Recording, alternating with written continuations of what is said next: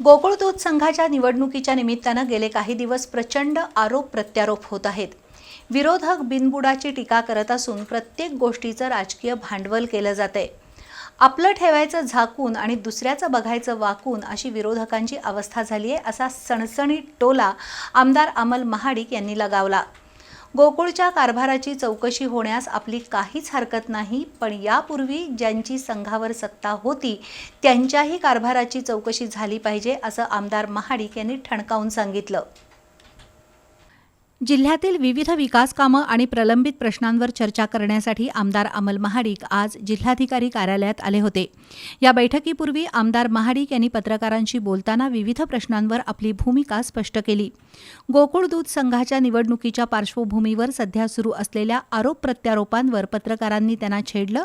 त्यावेळी आमदार अमल महाडिक यांनी राजकीय हेतूनं बेलगाम आरोप करणाऱ्या विरोधकांचा खरपूस शब्दात समाचार घेतला। महायुती म्हणूनच राज्याचे मुख्यमंत्री आदरणीय देवेंद्र फडणवीस साहेब जे आदेश देतील तो आम्हाला सगळ्यांना मान्य असेल। यामध्ये ह्या सहकाराच्या निवडणुका आहेत, त्याच्यामध्ये टीका टिप्पणी केली जाते, आरोप प्रत्यारोप केले जातात। पण निश्चितच आहे, काय म्हणतो आपण की आपलं ठेवायचं झाकून आणि वाकून बघायचं, दुसऱ्याचं बघायचं वाकून, ही जी पद्धत आहे ही बंद असू दे, बंद व्हायला पाहिजे। ज्या पद्धतीने 5 वर्ष सत्ता ज्यांच्याकडे होती त्यांनी त्याच्या संदर्भात आरोप कोण करतं आणि कोणावर करतात ह्याचा विचार त्यांनी केला पाहिजे। दरम्यान आमदार अमल महाडिक यांनी शक्तीपीठ महामार्गाचं समर्थन करत या महामार्गाला विरोध करणाऱ्यांनी आधी मुख्यमंत्री देवेंद्र फडणवीस यांच्याशी चर्चा करावी, मुख्यमंत्री त्यांच्या सर्व शंका दूर करतील असा विश्वास व्यक्त केला।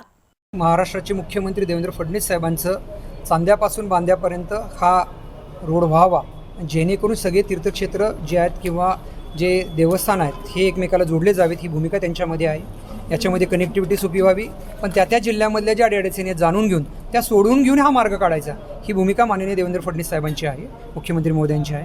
तर मला असं वाटत नाही याच्यामध्ये लोक याच्या संदर्भात सकारात्मक बघतील असं मला या ठिकाणी वाटतंय।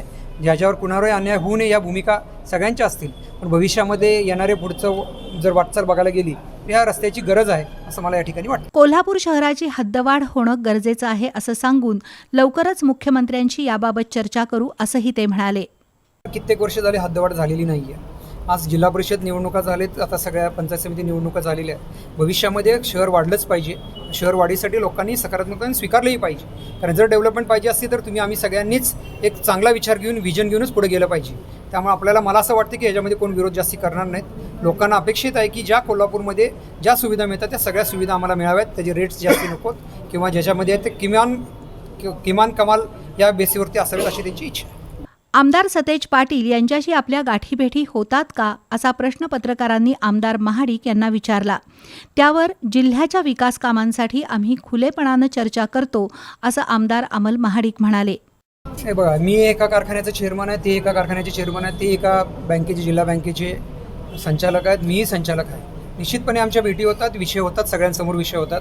जिल्ह्याच्या विकासाच्या दृष्टिकोनातून किंवा राज्यात काय धोरणात्मक विषय असतील नक्कीच आम्ही एकमेकाशी चर्चा सगळ्यांसमोर करतो आणि सगळ्यांबरोबर घेऊन जाऊन सगळ्यांना ज्या दुरुस्त्या आहेत किंवा काय वाटतं ते आपलं मत मांडतो आणि आम्ही त्यातनं पुढे जातो।